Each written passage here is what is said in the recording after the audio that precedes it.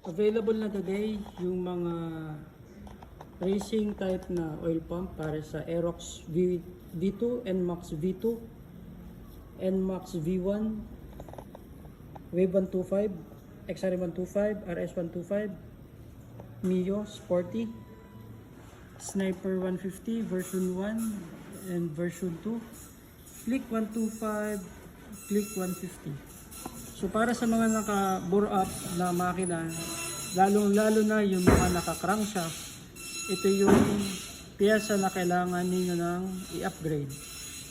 Since na matataas na yung stroke, mahaba na yung deck height ng mga block, so kailangan ninyo ng mas malakas na mga oil pump para umakyat sa cylinder head.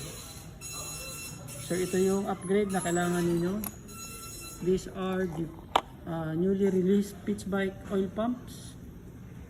So iba-ibang model na ito, mas kompleto.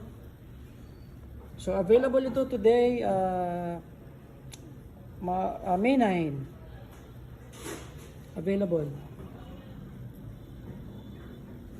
Pwedeng wholesale para sa may mga shop, and SRP para sa mga regular customers and new customers.